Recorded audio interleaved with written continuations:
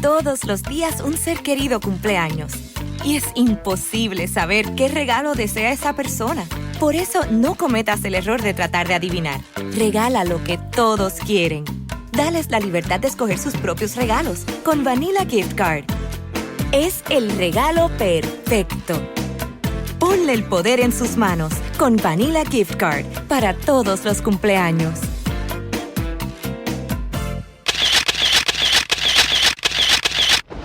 Estamos en Bonita Radio. Esto no es un cuento. Esta es la verdad. En breve, la periodista Carmen Enita Acevedo estará con ustedes. Síguenos en todas nuestras plataformas: YouTube, Instagram, Facebook, X, Spotify, iVoox y iTunes. Agradecemos a nuestros auspiciadores. Cooperativa Seno Gandía, 70 años sirviendo bien. Vega Coop, de tu lado, siempre. Vanilla Gift Card. Apoya el periodismo independiente. Puedes donar en nuestra página de internet bonitaradio.net o periodismosiglo21.com a través de PayPal o tarjetas de crédito. También puedes visitar ATH Móvil Negocios y donar a Bonita Radio o a Periodismo 21. Puede enviar un cheque o giro postal a nombre de Periodismo 21, PMB número 284, P.O. Box 194000, San Juan, Puerto Rico 00919-4000. Con ustedes, la periodista Carmen Enita Acevedo, en directo desde el estudio Roberto el Indio Acevedo.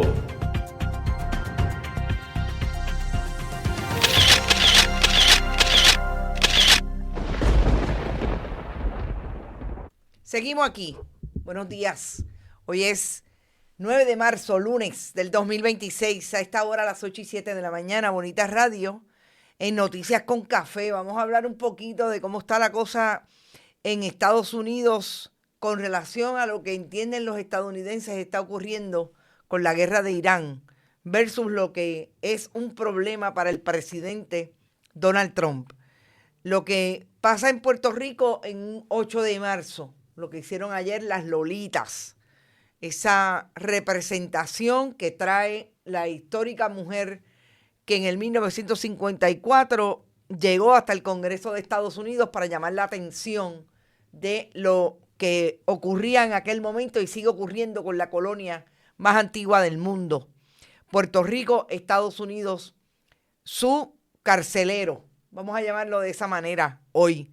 Ciary Pérez Peña y lo que se supone que suelte hoy la secretaria del Departamento de Justicia, Lourdes Gómez, si la refiere o no a la oficina del fiscal especial independiente, todo lo que está ocurriendo en la legislatura y cómo la lealtad de ese nuevo legislador del Partido Nuevo Progresista, representante José Cheito Hernández, caducan con el pueblo de Puerto Rico. Lo que traemos hoy en el contexto de la demanda contra Jay Fonseca, Telemundo y Tony Mojena. Y es lo que Elías Fernando Sánchez Sifonte y su esposa Valery Rodríguez Erazo, la que está tratando de correr para algo, no sabemos para qué, la próxima elección del 28, dejan de contestar, pero más importante lo que no quiere contestar Valery Rodríguez Erazo y el contexto. Después de 8 años, de realmente 9 años de aquel divorcio que se diera entre Valery Rodríguez Erazo y Elías Fernando Sánchez Sifonte en medio del huracán María. Y yo lo quiero traer porque siempre aprendí en el periodismo que hay un día detrás de otro. Y en aquel momento, Elías Fernández Sánchez Sifonte lo negó, pero a brazo partido, a 2 periodistas, a un protagonista del entretenimiento, de presentador de noticias, Rubén Sánchez, y a la compañera periodista Melissa Correa. Y no solamente yo tenía la razón, tenía los documentos y siempre los saqué, pero Elías Fernando Sánchez Sifonte y Valery Rodríguez Erazo subestimaron aquella información, sobre todo al medio de comunicación que la estaba trayendo. Después de 9 años, no solamente le voy a volver a sacar la evidencia, voy a traer información nueva que tengo con relación a aquel divorcio.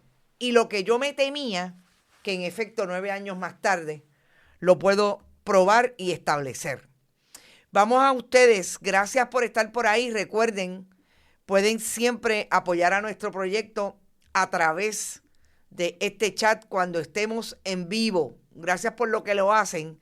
Por ahí está todo el mundo que quiere escuchar realmente qué es lo que voy a traer hoy.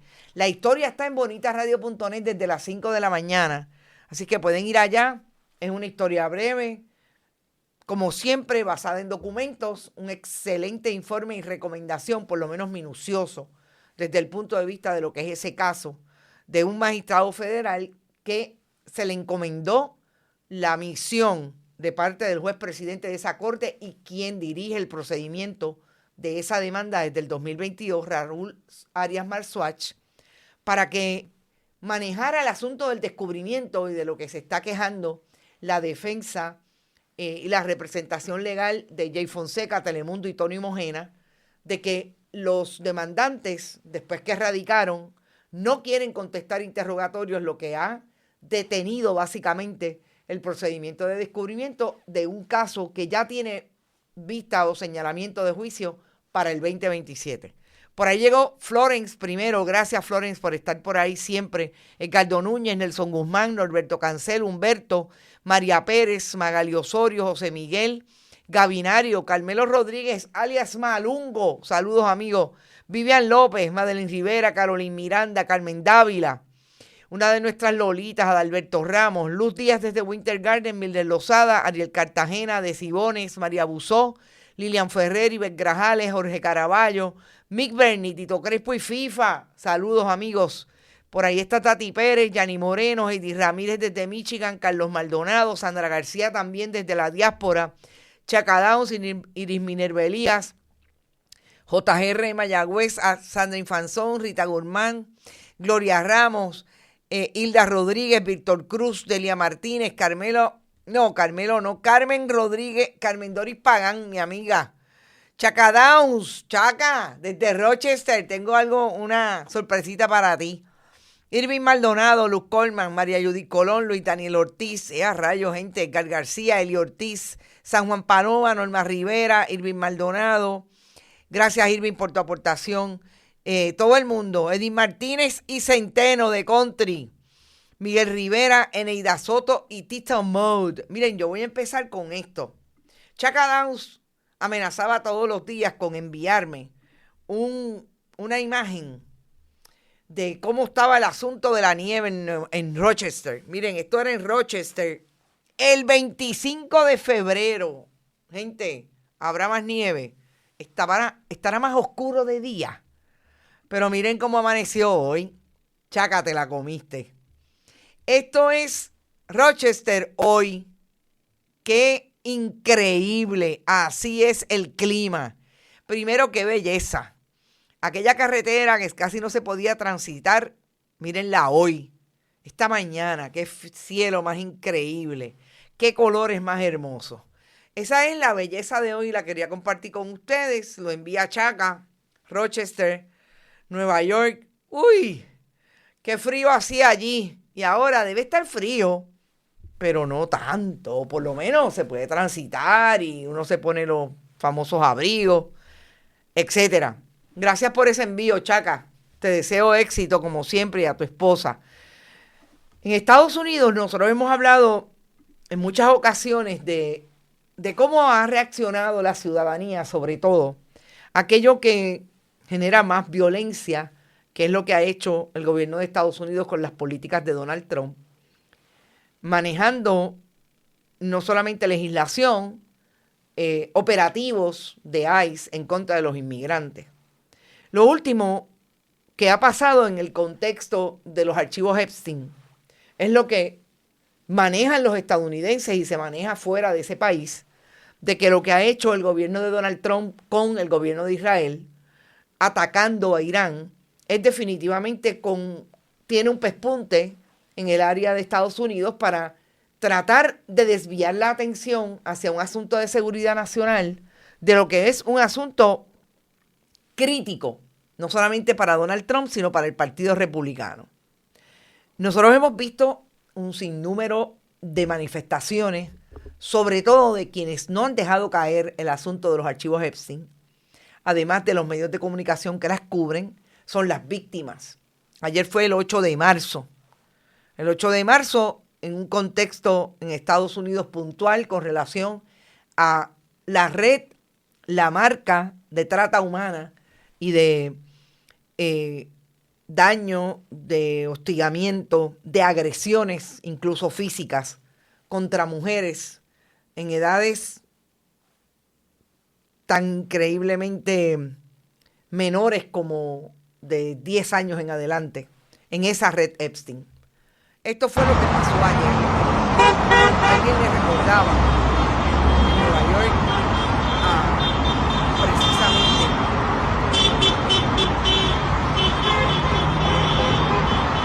al gobierno de Estados Unidos que la guerra contra Irán no va a detener lo que es un hecho, y es que los archivos Epstein tienen que continuar siendo lo más importante para la discusión pública estadounidense, porque incluso ubican al presidente Donald Trump como quien pudo haber, o por lo menos dicen que hay evidencia. Hay un 302 del FBI, que es un documento después de una entrevista de un agente federal a una víctima, que establece que la víctima le cuenta cómo a sus 13 años Donald Trump pudo haber abusado de ella en un momento dado en esa red de Epstein. Y da demasiadas descripciones, demasiados detalles, como para usted creer lo que nadie podría no creer cuando tiene ante sí a una víctima de violencia, en este caso de agresión sexual. Me parece importante seguir destacando cómo se está moviendo la opinión pública estadounidense con relación a los archivos Epstein. No olvidemos que también hay una información adicional que ubica en el Departamento de Justicia de Pam Bondi lo que aparentemente es el truco y el haber ido a eliminar archivos que colocaban al presidente Trump en precario con relación a la justicia. Lo que no ha hecho Pam Bondi, Todd Blanche y el liderato de ese Departamento de Justicia bajo el Partido Republicano con este tema, que es quizás el escándalo mundial más grande en términos de acusaciones de pedofilia, después de que en tantos países se ha hablado sobre este asunto, y tenemos uno bastante cercano, que es las investigaciones que trajo la compañera y colega y amiga Lidia Cacho en México con relación a la red de pedofilia y trata de niñas en México. En Puerto Rico, en el 8M se dio una manifestación que siempre me llama la atención, que me parece que es súper importante para destacarla, y es el recuerdo de Lolita Lebrón en lo que se conoce ya como las Lolitas. Tengo que decir que nosotros en Bonita Radio tenemos Lolitas desde la persona que desarrolló este concepto, Vivian Mestey, con otras teatreras, que lo ejecuta desde el mediados del 2000. Honestamente, creo que en el 2013 fue que empezó más o menos, mucho más visible, hace por lo menos 6, 7 años. Y aquí tenemos a Carmen Dávila, que también participa de las Lolitas, la amiga Gloribel, periodista, compañera periodista. También Norma Rodríguez participa de las Lolitas. Y me parecía importante traerlo, presentárselo, porque es eso que pasa en Puerto Rico, que nos deja una idea bastante clara de dónde estamos cuando queremos destacar lo que ha ocurrido en Puerto Rico a nivel de la historia. Y aquí voy a hacer un paréntesis sobre ese mismo tema para traer por qué ustedes ven que estas mujeres llevan un arma de fuego o un arma de fuego simulada, ¿no?, de juguete, con una flor. precisamente porque en el 1954, cuando Lolita Lebrón llegó allí con otros nacionalistas a lo que se denominó un ataque al Congreso, pero que realmente los disparos vinieron de los guardias del Congreso. Lolita Lebrón, cuando fue arrestada, dijo claramente: yo no vine aquí a matar a nadie. Y esa es la simbología de esa pistola con una flor. Porque Lolita Lebrón estuvo 25 años en la cárcel cumpliendo, antes de que el presidente Carter la indultara a ella y a los otros nacionalistas, por un ataque al Congreso que realmente, vuelvo y repito, las balas nunca salieron para asesinar a nadie en ese recinto. Esa es la verdadera historia. Y hay una internauta de Bonita que hizo un comentario que ella le parecía que llevar la pistola en esta manifestación no era de su agrado, le parece que era un elemento de violencia que no se debía traer, pero eso tiene una explicación en el contexto teatral en que se establece este proyecto de las Lolitas. Yo espero que Taisa me esté escuchando y pueda haber contextualizado correctamente por qué, y agradecida de su comentario. Salimos del elemento cultural, pero sobre todo importante, de la conmemoración del 8 de marzo, que no es otra cosa que la reivindicación de los derechos de las mujeres, representados desde principios de siglo en aquellas mujeres que trajeron una protesta importante en medio de la muerte de unas compañeras en una fábrica en Estados Unidos. Al final de este programa yo le voy a dejar también un elemento educativo importante sobre ese día del 8 de marzo. Para entrar entonces en esta línea que dice la gobernadora, que ella va a terminar con la sindicatura del Departamento de Educación, a lo que la llevó por segunda ocasión la corrupción del Partido Nuevo Progresista en el Departamento de Educación. Y dice la gobernadora que después de esta reunión con la secretaria, lo que hay es un esfuerzo para lograr una ruta, como tituló uno de los medios de comunicación digitales, para que ese plan de corrección, ese plan de acción correctiva integral para sacar al síndico se diera de una vez y por todas y el Departamento de Educación pudiera trabajar fluidamente con sus fondos federales.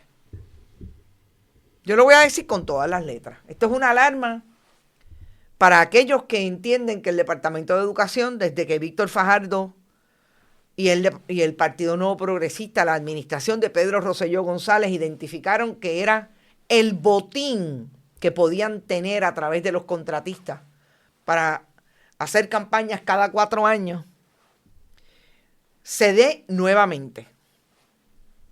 Y yo lo digo con todas las letras porque eso es lo que ha ocurrido, porque no es solamente Víctor Fajardo. Lo dejamos atrás cuando el juez Héctor M. Lafitte lo sentenció a cumplir 13 años de cárcel y en efecto cumplió el 85% de esa sentencia. Pero es que llegó la administración de Ricardo Rosselló Nevares y no habían pasado 2 años y Julia Kelleher hizo exactamente lo mismo en el Departamento de Educación. Le dio la posibilidad a los contratistas de tener contratos y ella poder entrar en acuerdos como que un solar del Departamento de Educación en Santurce se le vendiera a $1 a un desarrollador de un inmueble como es Ciudadela, y últimamente tuviera ella la posibilidad de tener un apartamento alquilado en ese recinto. Así que la corrupción del Departamento de Educación empezó con el PNP y no ha terminado con el Partido Nuevo Progresista. Y el hincapié en que no ha terminado es que si ustedes piensan que dejaron de robar en el contexto de una sindicatura, se equivocan. Porque ahí está y sé, Ivette, que te debo, cómo se dio la contratación millonaria en términos de seguridad cibernética con Subo, la corporación, versus la corporación que en efecto había ganado la subasta. Y eso es bien importante porque por ahí no solamente hay fondos federales, sigue habiendo lo más importante en ese departamento, que es la mano del Partido Nuevo Progresista para hacer campañas cada 4 años. Eso es con sindicatura. Imagínenselo sin sindicatura. Recordemos que el Partido Popular, cuando estuvo la administración empezando de Sila María Calderón, eliminaron la posibilidad del síndico porque demostraron que podían administrar sin corrupción. Después llegó Julia Keller. Yo les voy a dejar eso ahí, ponlo en la nevera. Y yo sé que hay mucho en la nevera, pero ponlo en la nevera. Esto se pone bien interesante. Vamos a Ciari Pérez Peña. Yo quiero empezar con el representante de Nuevo Cuño por el precinto 3 de San Juan, Cheito Hernández. Este joven comenzó bien bocón a hablar sobre lo que supuestamente es la prioridad de la Cámara de Representantes, que es hacer una investigación independiente para ver qué fue lo que ocurrió con Yabucoa Autoservices y Ciari Pérez Peña. Yo voy a empezar diciendo que Cheito estaba bien contento porque él ganó, bien cuestionado, esa victoria de Cheito después de tanta irregularidad que hubo en el precinto 3 frente a la elección con Eva Prado. Pero ahí está Cheito celebrando con la gobernadora en el 2024. O la gobernadora celebrando con él. Y ahora Cheito dice que él va a citar a la secretaria. No importa si Lourdes Gómez saca hoy la investigación que se supone determine si va a referir a Ciari Pérez Peña a en la oficina del fiscal especial independiente, pero sobre todo, dice él que la citación que él extendió no es necesariamente a Ciari, es al centro de inspección. Ah, Cheito. Vamos por parte, Cheito. Es decir, que usted que hizo tanto ruido diciendo que era tan bueno en la fiscalización, alguien le dijo, espérate, cálmate ahí. Y lo más seguro fue Tomás Rivera Chatz, porque él es el que ordena los asuntos ahí en la legislatura, independientemente que el cuerpo hermano, como es la Cámara de Representantes, tenga un presidente que se llama Johnny Méndez. ¿Alguien ha visto a Johnny Méndez? ¿Alguien sabe dónde está Johnny Méndez? Pues yo me imagino que Tomás dijo, no, esa se la tenemos que salvar a la gobernadora porque eso le hace daño al partido. Entonces van a citar, primero iban a citar a Ciari Pérez Peña, no es a Ciari, es al centro de inspección, como si el centro tuviera patitas y viniera. Mire, hay una cosa que se llama personalidad jurídica. Hay una cosa que se llama que la personalidad jurídica de la corporación la representa Ciari Pérez Peña, que era la dueña en el momento de estas irregularidades, que de una deuda de 975,000 solo pagaron 5,000. Así que no venga ahora a recoger vela, a hacer una reversa que nadie se la puede creer, porque alguien le dijo, nene, no te mandes, así no es. Porque yo lo destaqué la semana pasada y vuelvo y lo repito, al Partido Nuevo Progresista, a Tomás Rivera Chatz, a Carlos Johnny Méndez, a la gobernadora, no le interesa decirle la verdad al país. Les interesa seguir mintiendo, utilizando personajes como Cheito, para que supuestamente griten que ellos son bien transparentes y finalmente lo que tiran es una sombra alrededor del caso de corrupción bien temprano en la administración no solamente de Jennifer González, de Tomás Rivera Chatz y Carlos Johnny Méndez, porque no olvidemos que tenía que pasar por el crisol del Senado y el Senado la confirmó. Ciary Pérez no está ahí nada más porque la gobernadora decidió que le iba a poner ahí. Ciary Pérez está ahí gracias a un Senado que no hizo lo que tenía que hacer, que no hizo la investigación completa del asunto de Yabucoa Auto Service. Y ahí está Noel Pérez, su padre, Ciary Pérez Peña, cogidos en pifia por documentos que saca el periodismo desde bien temprano en este año. No olvidemos que esta es una investigación de los datos son los datos y Bárbara Figueroa que la maneja y la discute con Jay Fonseca en ese programa. Dicho eso, gente, ¿qué podemos esperar hoy de la secretaria? Si la secretaria llamó ayer a Ciary y le dijo, Ciary, lo lamento, pero esto está casado, aquí no hay break.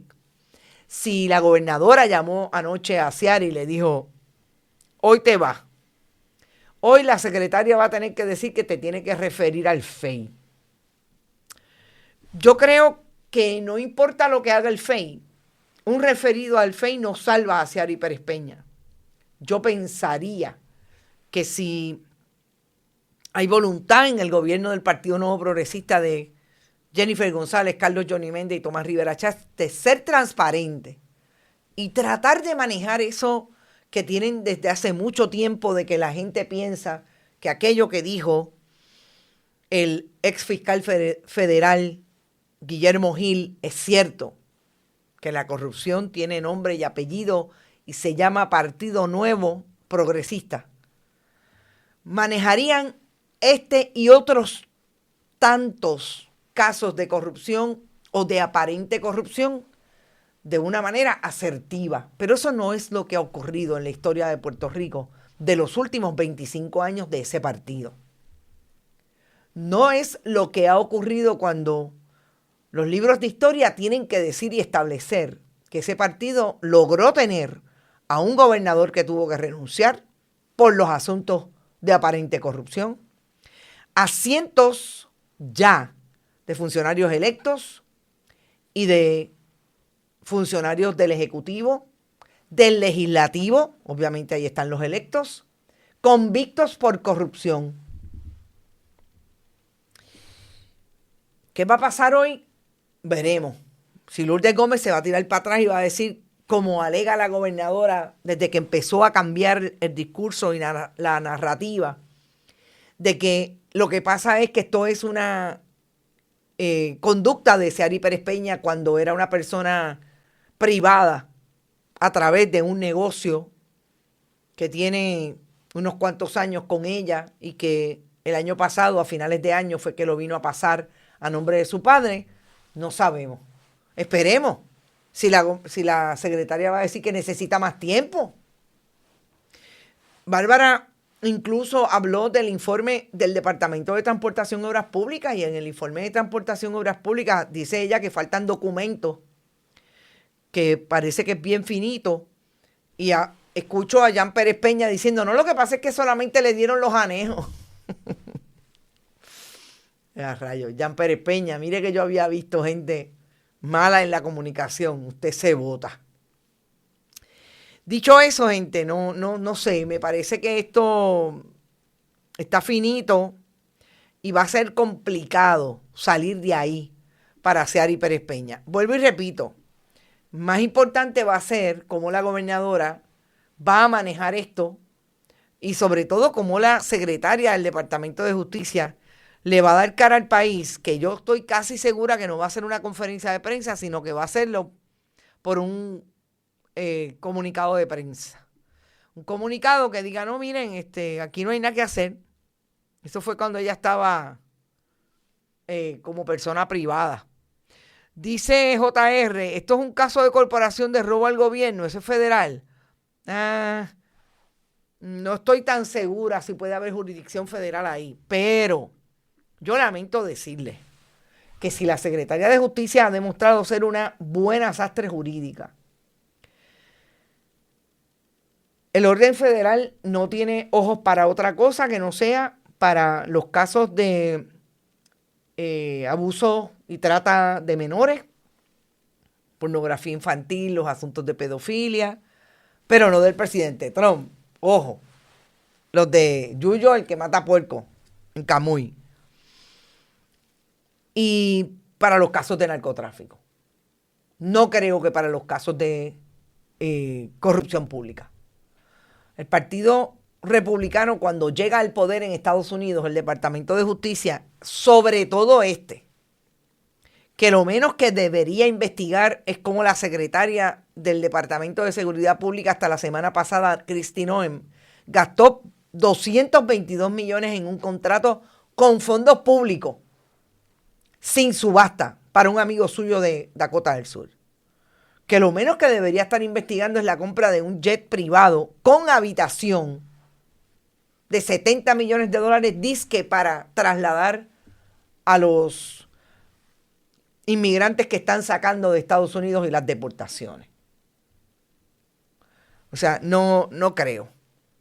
Siempre que gana el Partido Republicano, hacen exactamente lo contrario a lo que hacen los demócratas en ese departamento.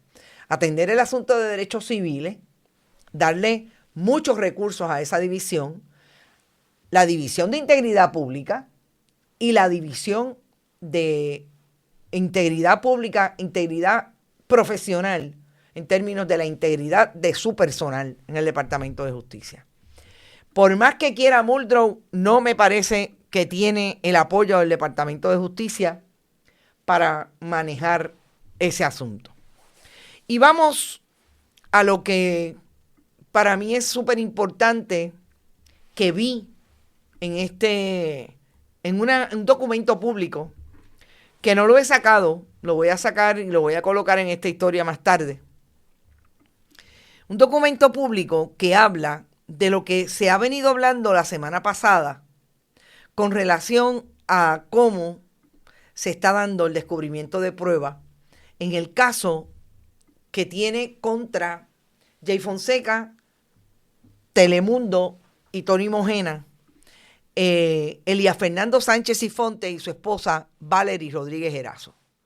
Yo quise sacar esta imagen, que es una imagen que venimos manejando desde hace mucho tiempo, desde el 2018. Cuando nosotros tuvimos información de que Elías Fernando Sánchez Sifonte en aquel momento, bien recientemente, había dejado de ser el representante del gobierno de Puerto Rico ante la Junta de Control Fiscal.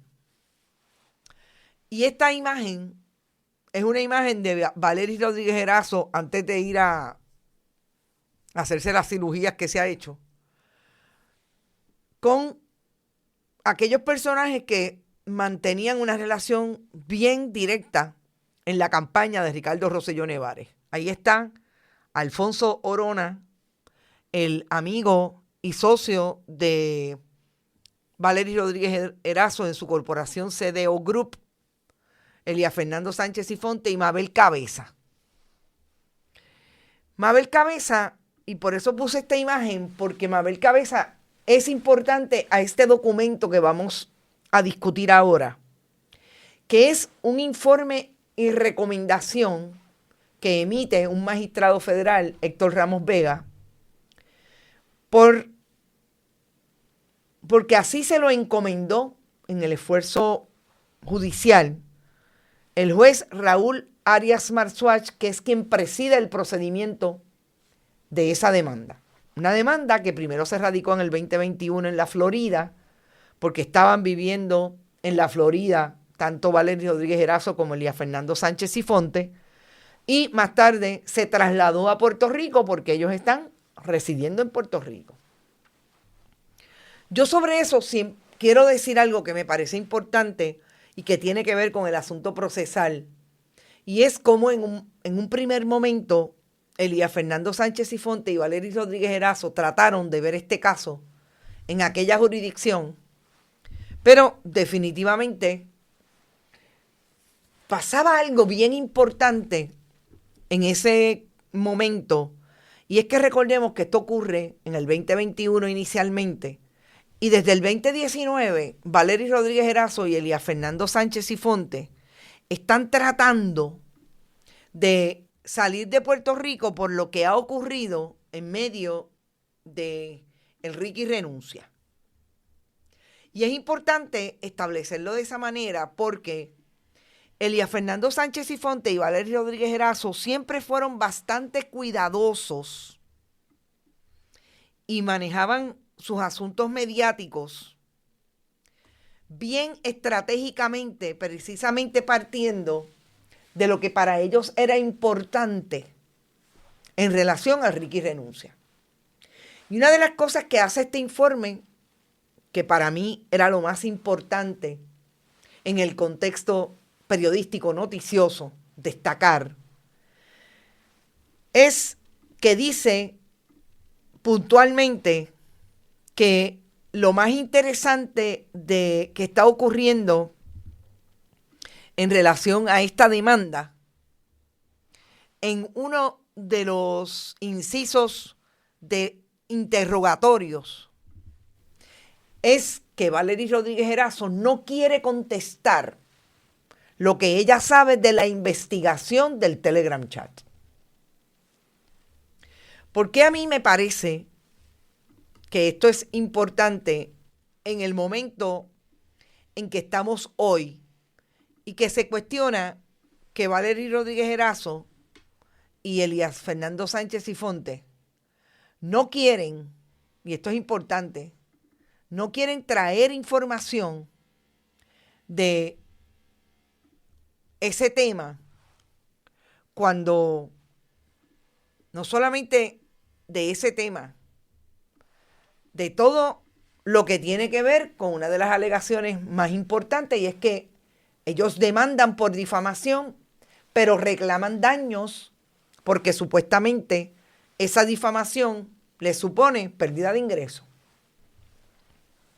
¿Y qué tiene que ver el hecho de que hoy Elías Fernando Sánchez Sifonte, en este caso, no él como demandante, sino en los interrogatorios a los que se le han sometido a Valery Rodríguez Erazo, ella no quiere hablar del Telegram chat? Precisamente porque si algo hizo el Telegram chat fue difamar, fue ir contra la credibilidad de personas incluidas correligionarios del Partido Nuevo Progresista. Y aquello que usted está imputando hoy, que usted está diciendo, tú me difamaste, me pusiste la máscara de corrupto y por eso yo perdí todo este dinero, ¿cómo es que tú estás trayendo eso cuando se supone que el Departamento de Justicia trajo una investigación que no acusó a nadie por el Telegram chat? Tú me estás diciendo a mí que yo difamé. No es por osmosis, pero son escenarios importantes, amén, de lo que no sabemos. ¿Por qué está haciendo esa pregunta la de la representación de estas tres entidades, incluida de Jay Fonseca? ¿Qué tienen ellos sobre la investigación que Valery sabe? ¿Intervino en la investigación? Son preguntas, no estoy diciendo que es así. ¿Intervino en la investigación? ¿Valery Rodríguez Erazo supo en algún momento quién investigaba y por qué? ¿Y cómo se dio la interacción de su esposo? Elías Fernando Sánchez Sifonte, en ese Telegram chat. Todo esto es importante para nosotros hoy, entonces, establecer por qué Valery Rodríguez Erazo no quiere contestar preguntas relacionadas al Telegram chat.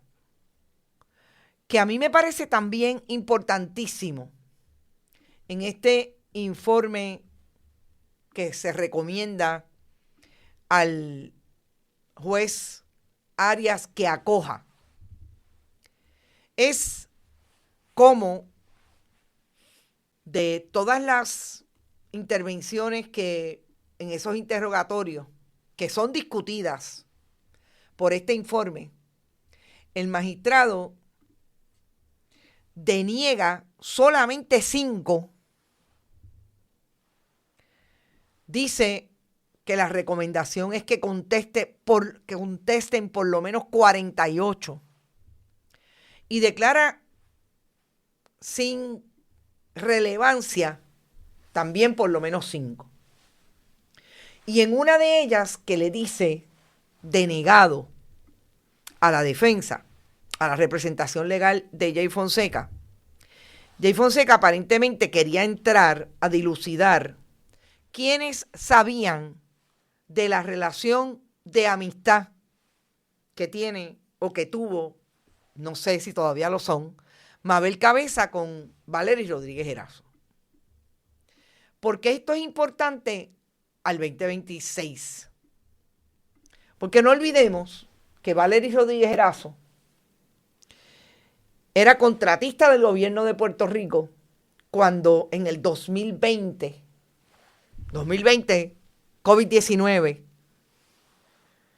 Mabel Cabeza fungía como la persona de confianza que manejaba todo lo que tenía que ver con las compras alrededor del COVID-19, específicamente aquellas que se dieron de pruebas rápidas, que nada más y nada menos provocaron que hubiera una transacción de 18 millones de dólares que la detuvo una oficial de Oriental Bank, porque era la cuenta que tenía el Departamento de Hacienda, cuando le querían entregar ese dinero para esa compra a un contratista allegado al Partido Nuevo Progresista. Todo eso es importante. Estamos hablando de que tú dices que tú me acusaste de corrupto y yo no soy corrupto. Estamos hablando de que tú dices que tuviste pérdida de ingresos por esa difamación. ¿Cómo es que se da entonces la relación de negocios entre Valery Rodríguez Erazo con amigas y amigos como Mabel Cabeza? Que también se da en el contexto de Elías Fernando Sánchez Sifonte, que ninguno de los dos quiere traer la información de la supuesta pérdida de ingresos.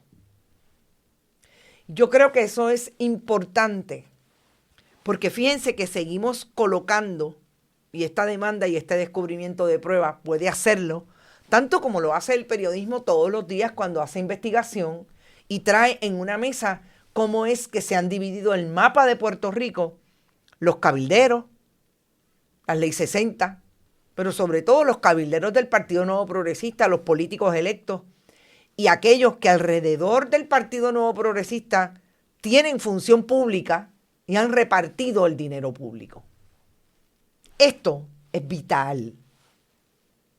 Es un descubrimiento que nos puede no solamente retrotraer al Telegram chat, es que de la manera en que ellos discutían en el Telegram chat lo que ocurría en Puerto Rico, en el negocio, visto como tal el gobierno de Puerto Rico, como un negocio privado de aquellos que hablaban y conversaban y se burlaban de sus correligionarios y hablaban mal de la oposición y acusaban a la oposición, pero sobre todo se burlaban del país cuando Cristian Sobrino y el propio Anthony Maceira traían información, el mismo Moncho Doral, Ramón Rosario, el gobernador entonces, Ricardo Rosselló Nevares, y tramitaban el gobierno de Puerto Rico como un negocio.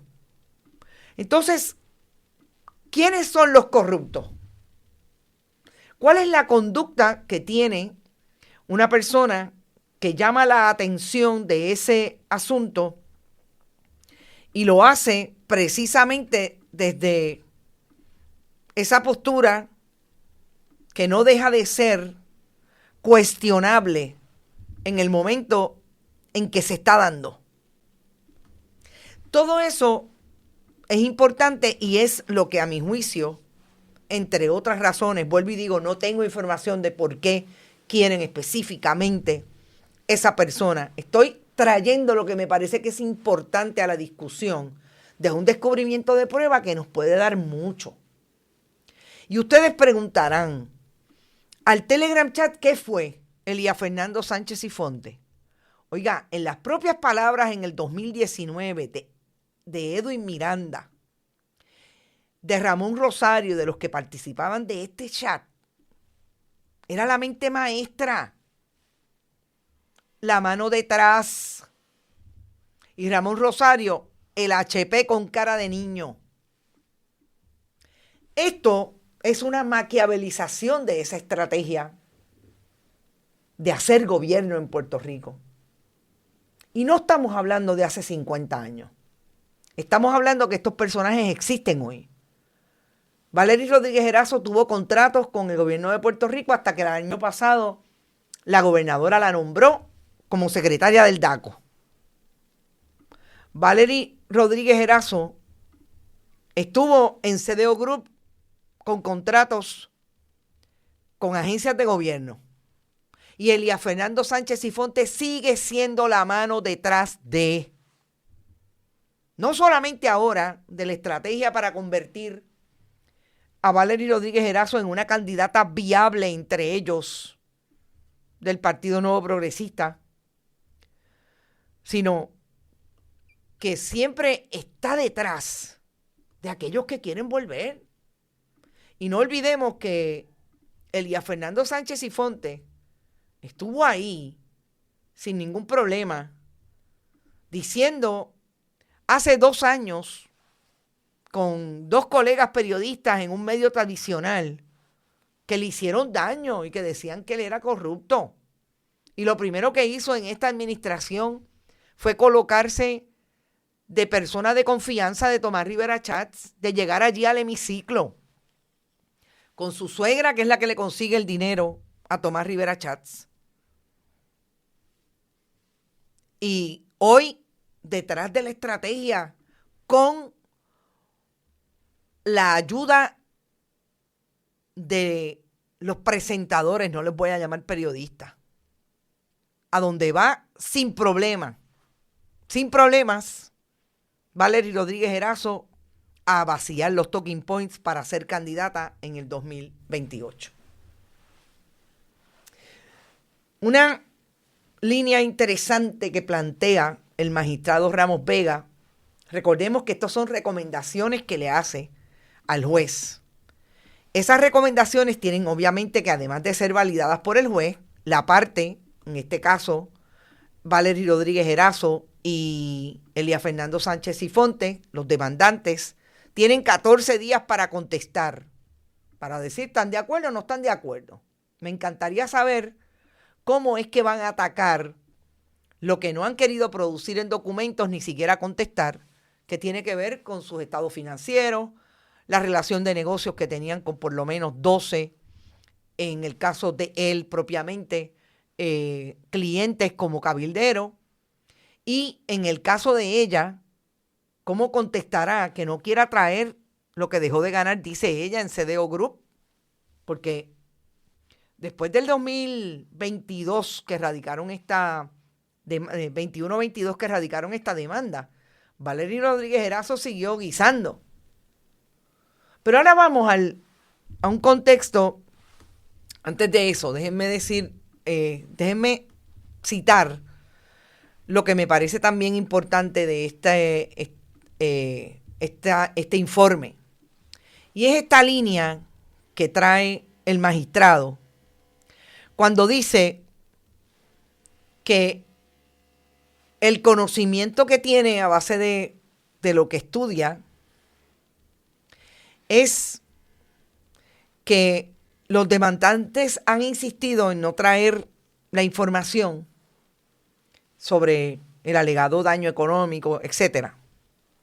Y dice que si los demandantes insisten en que no tienen más documentos o información que presentar a los demandados, se les ordene certificar ese hecho en respuesta a cada una de las solicitudes. Esto es importante porque está diciendo, ¿saben qué? Que lo pongan bajo juramento, que ellos no tienen información, porque si la otra parte tiene, pues entonces su día tendrá que aquilatar el juez, porque estoy segura que esto no se va a ver por jurado. El juez, lo que ocurra con relación a eso.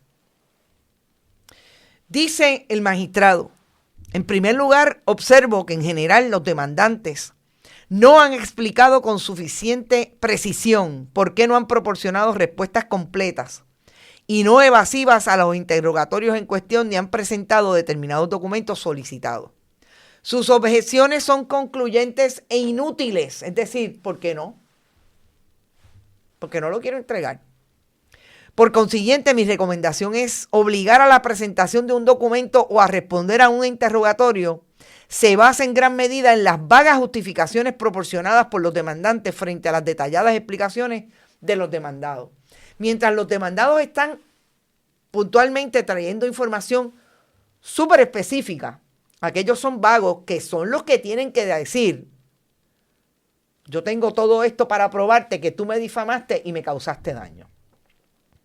Gente, es bien importante establecer, no estamos hablando de 50 pesos, estamos hablando de 35 millones de dólares. Usted tiene que probar daño heavy. Yo dejé de percibir, además de los asuntos de lo que causa los dolores y las penas, etcétera, etcétera. Interesante. Así es que otra cosa que también hace el magistrado, que me parece súper importante, es que dice: ¿sabes qué? ¿Sabe qué? Yo creo que lo más importante es que ellos están pidiendo honorarios de abogado. Yo se los daría. Esa es la recomendación del magistrado, porque todo lo que han hecho esta gente es dilatar el procedimiento a propósito. Así es que él le daría incluso los honorarios de abogado. Algo importante que tengo que decir: en el caso de la denegatoria con relación a lo que pidió la parte sobre Mabel Cabeza, el magistrado dice: es suficiente con que diga que ella es una íntima amiga de ella. Usted no tiene por qué entrar en quién más conocía de eso. Me parece importante también porque el juez dice: mira, es suficiente, saca de ahí, porque yo tengo que seguir, es excesivo seguir buscando quiénes eran amigos de Mabel Cabeza, etcétera, etcétera.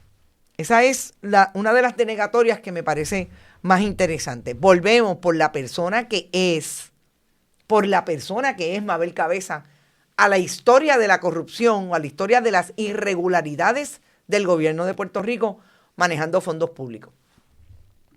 Y finalmente, lo que me parece que en 9 años nosotros tenemos más que claro. En el 2018, yo le saqué a Elías Fernando Sánchez y Fonte, que se divorció de Valery Rodríguez Erazo, lo que en aquel momento pensaba que era una transacción de negocio. Y esto es importante al descubrimiento de este caso. Para mí, quizás no lo es a nivel de prueba que vayan a pasar en ese juicio sobre el carácter. Yo no lo sé, no lo he visto en nada de lo que he tenido ante mí con relación a este caso. Pero para mí y la discusión pública de quién es Elías Fernando Sánchez y Fonte y quién es Valery Rodríguez Erazo, la que quiere correr hoy para algo, no sabemos para qué, pero siempre he dicho, quiere correr para algo y la quiere preparar Elías Fernando Sánchez y Fonte para eso. Es el hecho de que Elías Fernando Sánchez y Fonte y Valery Rodríguez Erazo, primero, los dos me bloquearon de sus redes sociales, ya él no tiene, o por lo menos no tiene como Elías Fernando Sánchez y Fonte a saber cuáles son sus redes sociales, porque debe tener algo para enterarse. Sobre todo manejan las de ella. Pero en el 2016, en esta foto, ellos tenían 4 años de casado. Se casaron en el 2012. Y en el 2018, cuando yo saqué el divorcio, Elías Fernando Sánchez y Fonte le dijo a Rubén Sánchez que eso no era cierto, que él estaba muy bien casado con Valery Rodríguez Erazo, y se lo dijo a la compañera Melissa Correa.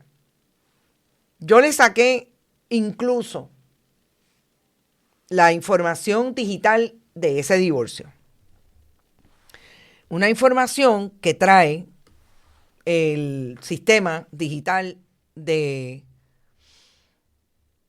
el Poder Judicial, que se divorció en septiembre del 2017, sí, como lo oyen, una semana antes de que pasara el huracán María, en una vista de consentimiento mutuo en la sala 3006 ante la juez Wanda Soler Fernández, una buena PNP, que increíblemente en el 2019 le dieron un ascenso,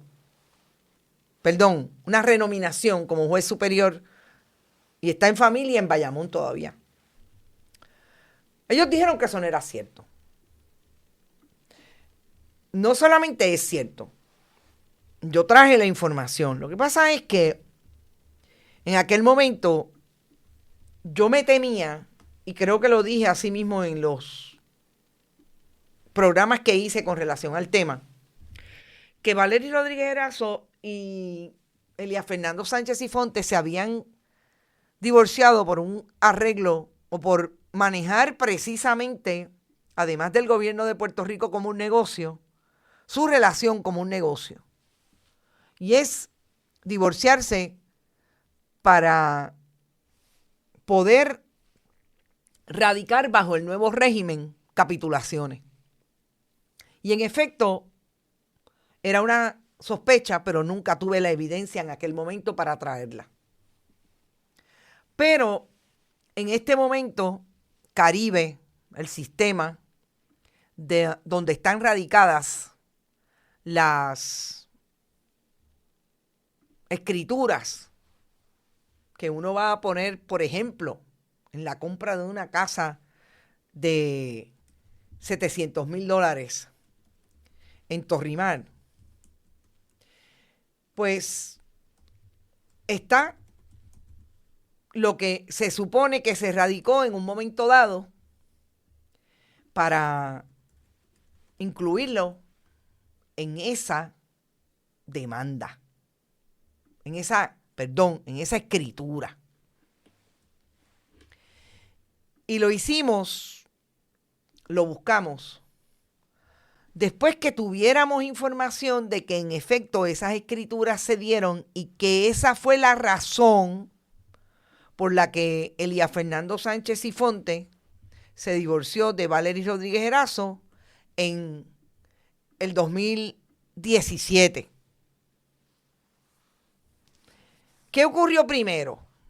Que Valery Rodríguez Erazo y Elías Fernando Sánchez Sifonte se divorciaron. Y lo segundo que ocurrió fue que se compraron esta casa de $700,000 en Estancias de Torrimar. La presentación de la escritura pública de capitulaciones, la número 8, fue otorgada el 29 de noviembre del 2017. Sí, gente, en medio del desastre del huracán María. ¿Quién la otorgó? Pues bien interesante el que uno de los Walter Jiménez entre el presidente de la universidad, el expresidente de la Universidad de Puerto Rico bajo la administración de Ricardo Rosselló Nevares, su hermano, Walter F., o su otro hermano, que además es médico. Yo entiendo que fue el médico, el que fue presidente de la Universidad de Puerto Rico, amigo de Valery Rodríguez Erazo y de Elías Fernando Sánchez Sifonte. No creo que fue él, porque lo único que se establece en esa escritura es Walter Alomar Jiménez. Todos se llaman igual, con un segundo nombre distinto. Y el que fue presidente de la Universidad de Puerto Rico trabajó con Valery Rodríguez Erazo. No me parece que era tan burdo. Creo que fue el hermano, el más chiquito, el que tiene como 2 o 3 notarías, porque parece que él es más médico que abogado. Yo insisto que la importancia de esto hoy es precisamente manejar el carácter de esta gente. Manejar lo que se atreven a hacer en medio de un desastre como el huracán María. Divorciarse, porque tienen allí una juez que va a abrir sala para divorciarlo. No tenía que abrirla el 9 de septiembre porque eso fue una semana antes del huracán. Pero después, procurar una escritura de capitulaciones, colocarla, presentarla en el 2018, pero antes de eso, obviamente, comprar la casa. Yo me quiero casar, yo me quiero divorciar, para volverme a casar, obtener el régimen de poder hacer las capitulaciones después que nos casemos, porque en el 2012 eso no era ley, y poder radicarlas y presentarlas, a dejarle una casa segura, un techo seguro a mis hijos. Si de esa manera manejan su vida personal, imagínense lo que hacen con los fondos públicos. Imagínense lo que se atreven a hacer con la propaganda de venderse como una joya para ser candidata en el 2028. Esto es un descubrimiento que se da precisamente porque hay todavía sistemas que nos dejan ver. Imagínense lo que quiere hacer Tomás Rivera Schatz con aquello que no se ve, pero que no le quieren dar a usted a través de la ley de transparencia, que le quieren hacer la vida a cuadro para que eso usted no lo pueda ver, lo que usted tiene derecho a saber. Y es exactamente lo que están haciendo en una demanda que obligan a 3 partes a gastar dinero, a defenderse, porque ellos alegan que tienen daño por lo que dijeron en esos programas. Y hay una línea adicional que quiero discutir brevemente.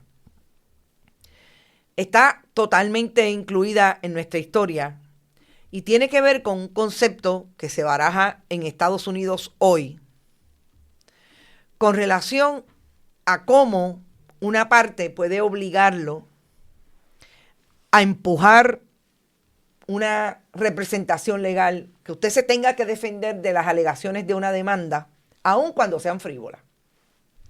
Y ese concepto se conoce como la demanda estratégica contra la participación pública. Y creo que es el mejor momento para discutir esto y que se dé en el contexto de la demanda de Elías Fernando Sánchez y Fonte, Valery Rodríguez Erazo y sus sociedades de bienes gananciales contra estas 3 entidades, incluido Jay Fonseca. Me parece súper importante en el contexto histórico en que estamos hoy.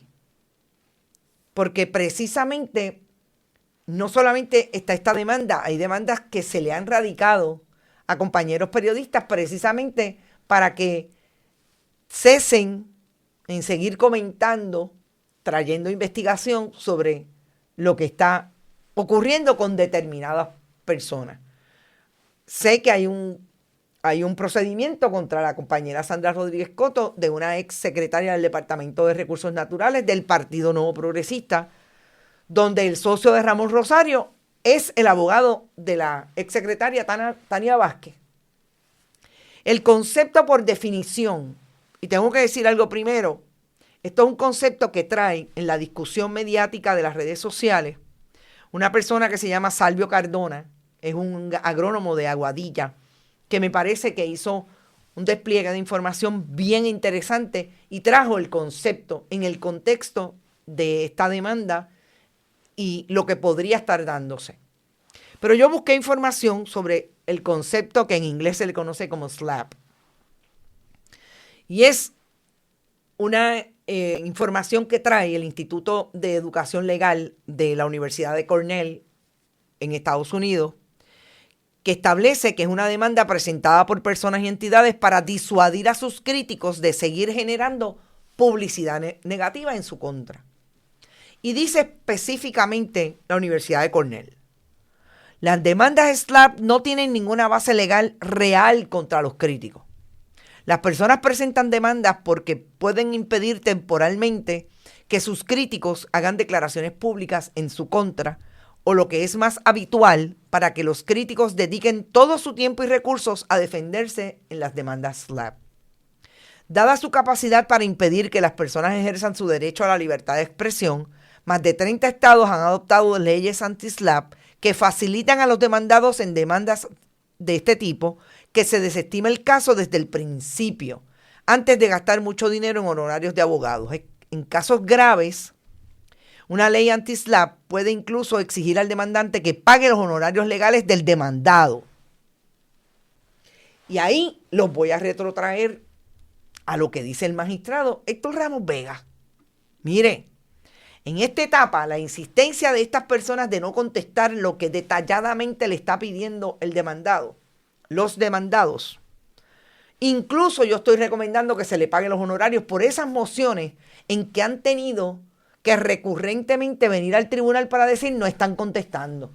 Porque lo que han hecho en el ejercicio del trabajo y de contactarse con los abogados de los demandantes en el pleito regular es tratar de impedir llegar al tribunal, pero no han podido porque ellos no quieren contestar.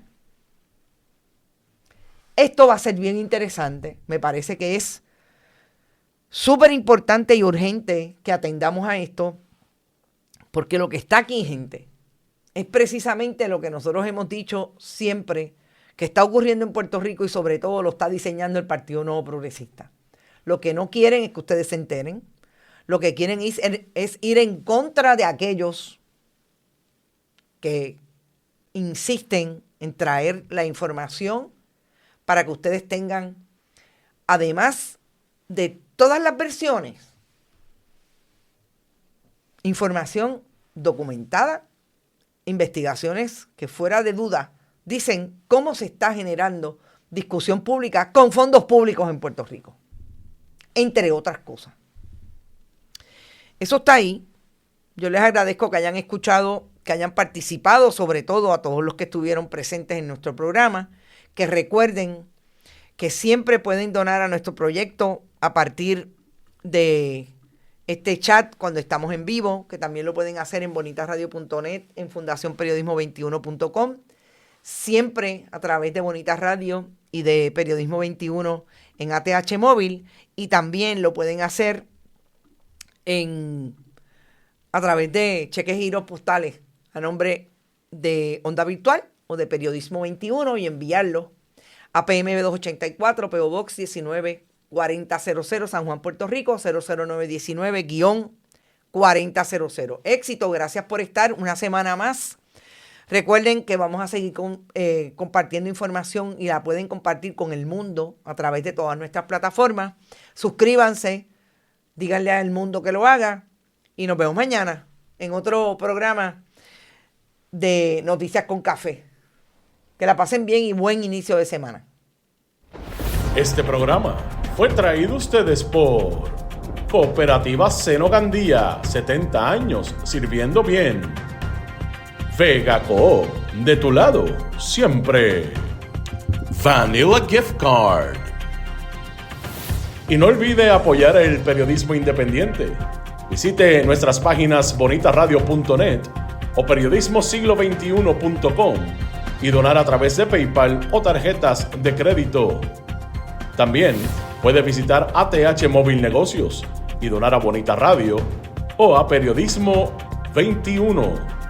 Puede enviar un cheque o giro postal a nombre de Periodismo 21, PMB número 284, PO Box 194000, San Juan, Puerto Rico, 00919-4000. Bonita Radio.